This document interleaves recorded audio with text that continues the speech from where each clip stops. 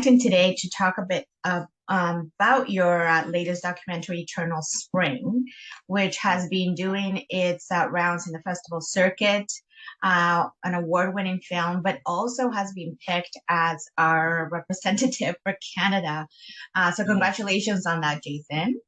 Thank Um, you very much. Before we get into more about the film, can you talk a bit about yourself a little in terms of your background and how you got into documentary filming? Sure. So I work across a mix of mediums. Mm, We do a bit of documentaries. I've produced a series called Confucius Was a Foodie that's aired in, I think, 100 territories or close to it. It was 2021. It was the film top film food series on television according to the yes. Taste Awards. So we've had some recognition with that. So that's sort of docu series. I've always loved documentaries, and we also do animation.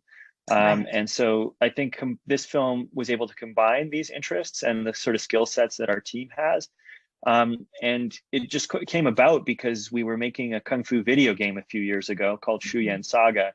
And Right. the game had a visual novel component to it with sort of Mm, still illustrations where players would make dialogue choices and such. And so we were looking for an illustrator, and we learned about this artist who was living in New York, and he's originally from China. right. His name is Da Xiong, and he'd drawn for Justice League comics and Star Wars, and he'd also worked with Jin Yong, Louis Cha, who's like a leading kung fu novelist in China. So Right. we felt he had the artistic background and the cultural background as well. So we were working with him. We brought him up to Toronto, and we learned that he came from the same hometown as my wife and producing partner, Masha Loftus, which is a city in northeast China called Changchun.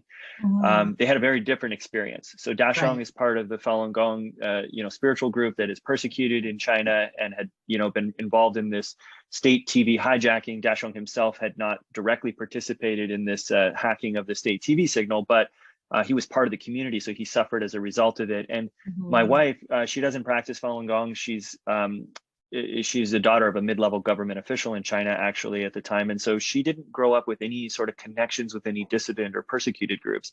So Right. for her, she's hearing about what was happening under her nose in her own hometown.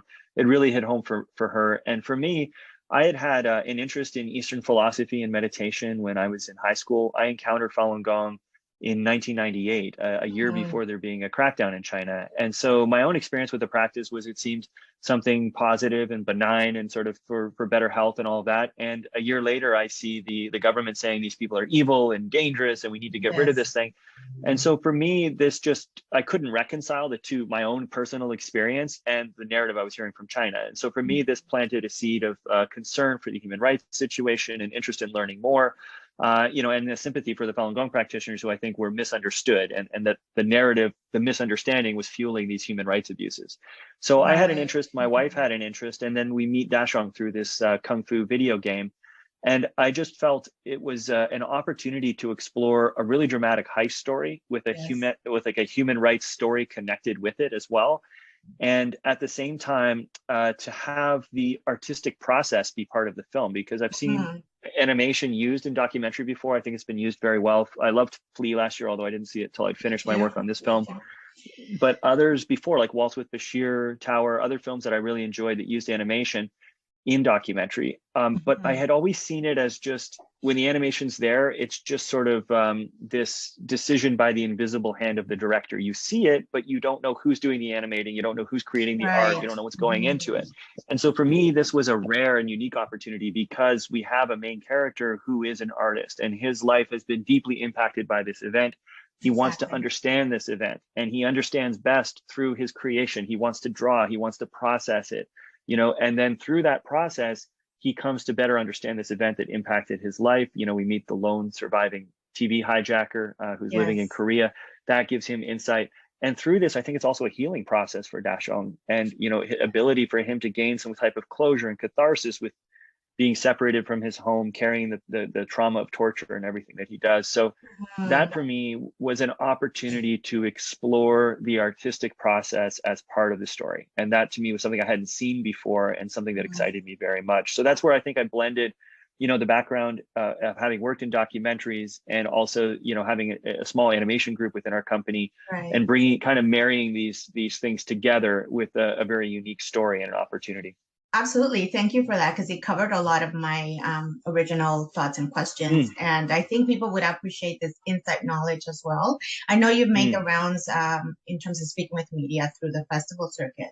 I think mm, what really resonates with a lot of us, whether we are practicing Falun Gong mm-hmm, people or not, is the fact that there's a relation to Dajong as well in mm-hmm, terms of, or mm-hmm, relating, I should say, because many mm-hmm. of us who've left our birth countries always have this nostalgic for what we've Yes, left yes, behind, right? Persecution aside. So I think that is that perspective that you talk about, that personal side of the yes, story that you capture really well. And also, it's nice that you had that level of relationship with him so that he yes, could also allow you to meet other people that we get to know through the documentary yes. and his artwork. When in watching the film now, I see that when he is talking to other people who've been exiled or live elsewhere now, he's almost storyboarding the film as he's talking to them, right? And I think that was such a neat sort of insider look into this Mm-hmm, film. Can you talk mm-hmm. about that process? Did you talk to him about doing that when he was already planning to go meet with these other people, or what was that process like? Yeah, he knew we were going to make it as an animated film or to use his artwork. This is something we had talked about, and that was Mhm. really enough for him. He likes to draw. You see it in the scene with Mr. White towards the end, where Mr. White is talking about his encounters with Liang in the prison after all the torture and such. And it's really hitting Dashong. And so he asks him, "Can I draw this?" Right? And Right. this is actually, I think it's a comfort for him. Like art allows him to process what he's seeing. It's Mm, like there's something, because it's interesting for me. Some people feel like, illustrations or animation, they're subjective. So, or they're often used, for kids content. So they feel like there's less of an authentic, like it's less objective or less serious or something like that. But I really don't agree. I think there's a layer to something that we can find in art that is even more honest. And, mm, especially when we pull back that curtain and we see who the artist is. So we're understanding this is coming from him. Everything is subjective. Everything we mhm, put out there, every film that's made has a subjective element to it. It's all subjective. But we understand who's making those subjective decisions. And we understand then when we see, these brush strokes, it's not somebody else sort of creating something and saying, "Oh, this is what this person feels. This is what he feels."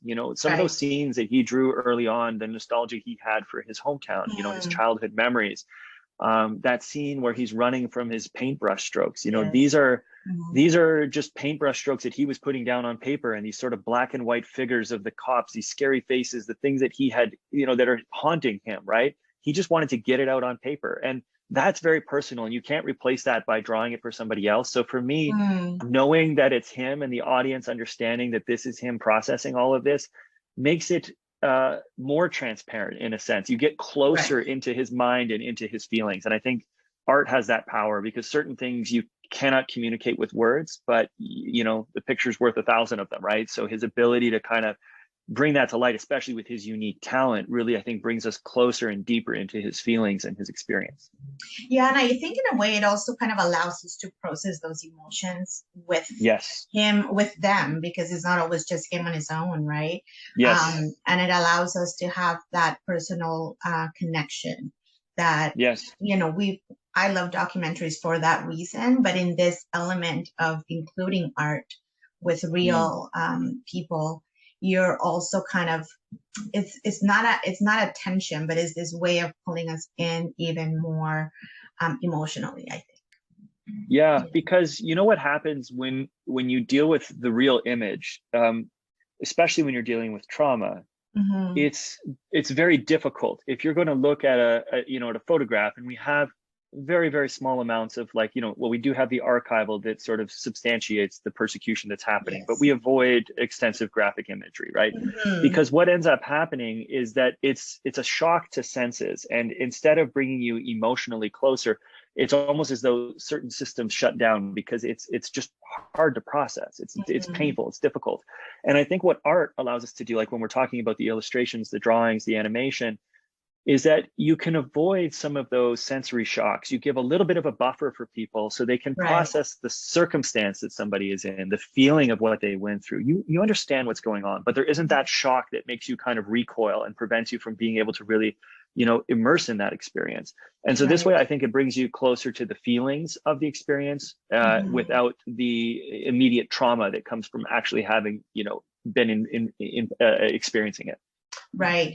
I am curious about more process, if that's okay with you. Yeah, for sure. Ideally, I want to hear more about the discussion between you and the editor, David Schmidt, Yeah. because you are combining, real Mm. footage of interviewing, Dajang speaking with other Chinese practitioners and him Mm-hmm. traveling as well, and him doing his artwork. What was the Yep. dialogue like with the editor to create this finished film, this beautiful film? Thank you for asking about the editor, because it's something that in the press circuit isn't often asked, but he's the one you Well, spend the most time with. kudos. Yeah, yeah.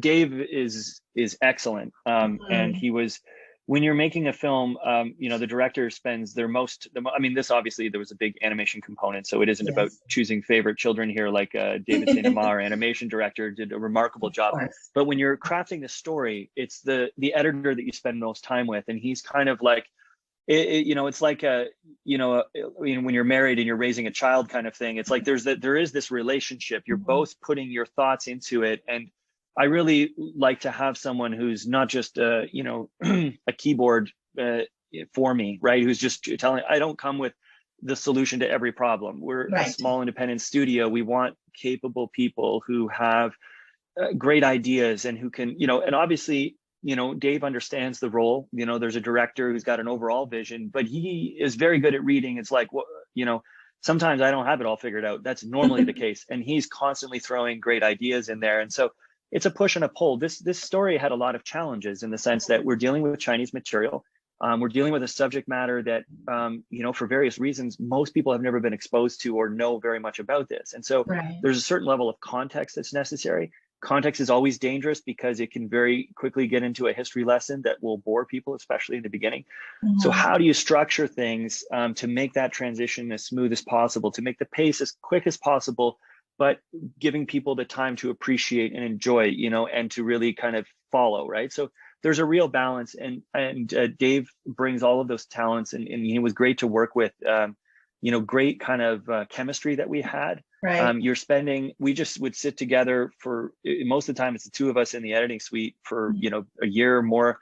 Most days we're just there together. And then there would be moments where he would, go work on something, give him some quiet space because he's got an idea, and then he'd come back and we hash at it. But it was Dave is someone who I think will do great things in editing because Mhm. he's got great ideas to bear, but he's also someone who really can understand and kind of tease out what the director's vision, internalize that, and find a way to realize it with his skills. He also, has a musical background as well, so that Um, helped when we're kind of cutting together music and all of this type of thing. Is mhm. that he was able to work with a lot of those pieces himself. So anyway, there's my little No, speech that I that's don't great often get because to give it's about Dave. Yeah, I love hearing about this post-production side of things because we often know we see as audience members we see the beautiful films at the end, but it yeah, really is a team effort. And you also mm, talked a little bit about the music because I love the delicate part musical parts that don't really mm, overpower the film. Sometimes you see yes. that in some filmmaking, so I appreciate that as well. So definitely kudos to your editing team, both of you actually. Thank you, um, thank you. so speaking of the finished film, I know that I think I heard an interview where you talked about Dajan had not seen the film when you took it to Greece, and now Yes, it's kind of made this world. It's sort of traveling yeah. the world. What was that reaction when Dajan saw the final product and where it's at now? Yeah. So it's interesting, right? Because Dashung was obviously like a massive contributor to the creative. Yes. He's familiar with, he knows the story in the film even before he sees it, like the overall story. He understands what Mhm. happened. He's been involved in creating many of the scenes, especially the ones that were very personal to him. He, storyboarded them, all of this type of stuff. So he knows elements, but he had never seen, there's a layer of the story, which is his story, right? And in that sense, for those moments, he's a film subject. And so he was wearing these two hats. And I think it's because it's a credit first to Dashong for having, someone who's at the level that he's at artistically could very easily be very demanding about, checking what everyone's doing with his work, right? So there's a lot of trust that's required artistically. Obviously, he collaborated with the animation group and gave feedback on pieces and things like this as we were working on scenes with him.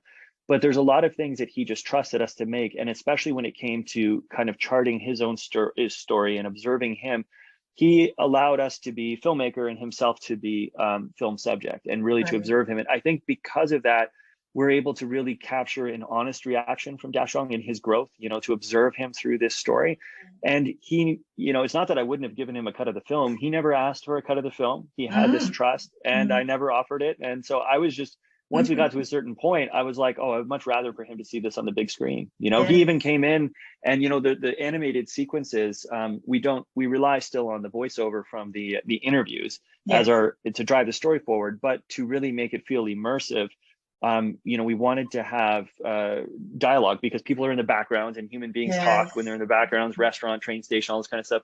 So my wife, Masha, who's from Changchun, she was able to find in the community in Toronto, people with a proper Northeastern Chinese dialect. So it felt like Changchun, and she cast all of those. And Dashong ended up voicing himself for the animation. So he knew his own lines and he didn't ask for anything else. He just did the pieces that we asked him to do for that. And so we saved it. And so he first saw it at our second in-person festival screening, which was in The Hague at the Movies That Matter Festival. Nice. And he told me the first time he saw the film, he was so nervous that he couldn't even process what had happened. But he said the second time he saw it, he's like, oh, I really like it. And then from there, I could see this kind of this growth of warmth around the film. Like he's, I felt our team had done a really good job. So I was really confident that he was going to feel that his contributions were reflected, that his story was reflected well.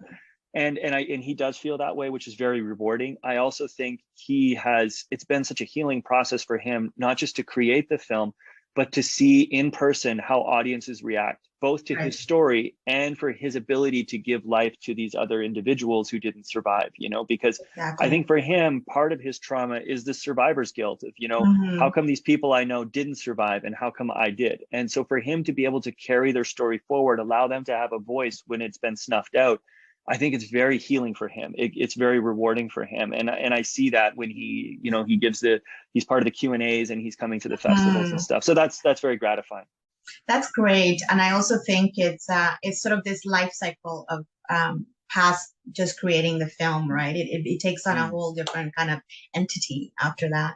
So it's nice to hear that. And I think I really appreciate how he tried to do right by the animation of those who are no longer around and giving them this.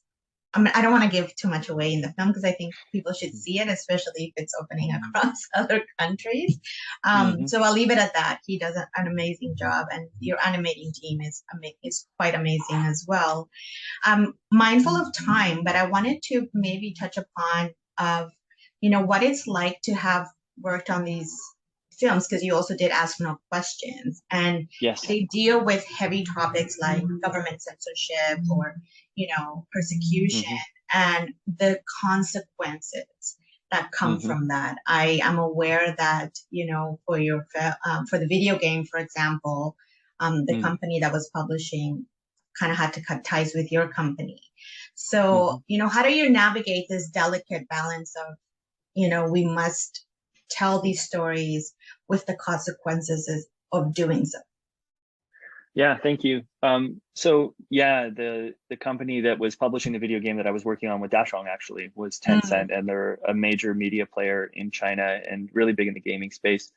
And they were publishing the game just as we were working on these two films, and then the game disappeared from the storefronts. And the authorities, or when I reached Tencent, they told me, "Are you doing something not aligned with the Chinese government direction?" Because they said the authorities had forced them to cut ties with our company. And then at the same time, my wife's family members were contacted by the Public Security Bureau and intimidated. They were told, "Hey, we know what you're up to overseas."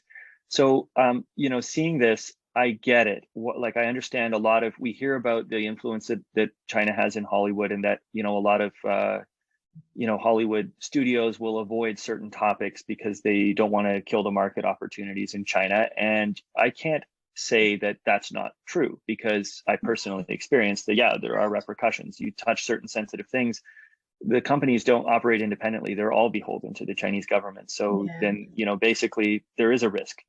But I think the thing is, I build a relationship with Dashong. I understand what he's gone through and what he's endured, and he's willing to go through all of that. And not just willing, he wants to tell his story. You meet these other survivors who've been tortured in some cases to horrible conditions, and they still come through all of that, and they still want to tell their story. And then there's individuals who did not survive, but they endured all of that to speak, in order to speak out, in order to shine a light on what's going on.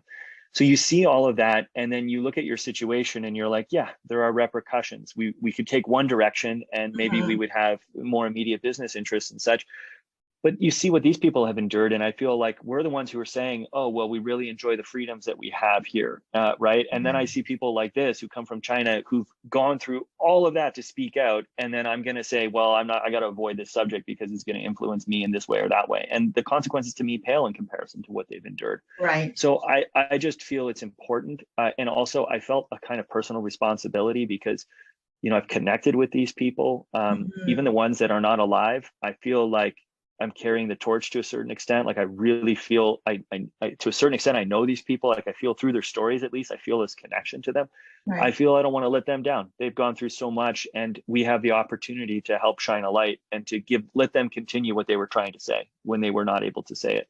Yes. So that for me is like the motivation. And I just feel like, because we talk about these freedoms that we have, if we do value them, we have to use them. Otherwise, essentially, we're just importing the censorship that we witness in China, that we criticize. We have to exercise the rights. Otherwise, we don't really have them. And so that's where I feel it's important. And yeah, consequence with the Tencent deal and with other mobile deal in China as well that came in the aftermath of that.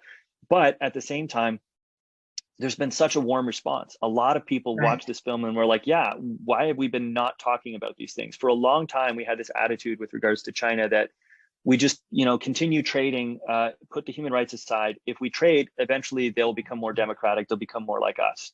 And the reality is, what we've done in many regards is we've enriched an authoritarian regime, made them more powerful on an international stage. It has had benefits in terms of like helping the economic situation of Chinese people, and I don't discount that. But we've made this regime more powerful and influential. We've intertwined ourselves more, and in the process, we've had to avoid more of speaking up on our values.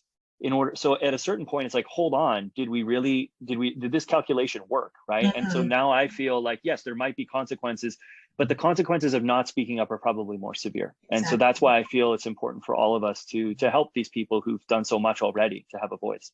Yeah, no, thank you for that. It's very timely, this discussion across all parts of the world, where if we do have certain liberties, we should use them. For the benefit of our fellow human beings. So I appreciate that. I just wanted to congratulate you again. I think a lot of us in Canada are rooting for you. We're hoping that the film makes it to the short list. I think documentaries deserve more of the spotlight. So again, kudos. And I appreciate you taking the time to speak with me. It's lovely. Thank you so much. I really enjoyed it as well. And for those who missed it, like you did at Hot Docs, I've just learned that we're playing at the Hottest Docs, which Hot Docs will put on in its cinema in late November. So you can check out on eternalspringfilm.com. So people can, I would love it for people to be able to see it on the big screen. That's really what we made it for. And it is coming up. It'll be screenings in Toronto. I'll be sure to reshare that in November as well. Thank you so much. All right. Thank you. Pleasure, Heidi. Take care. Likewise. Take care. Okay.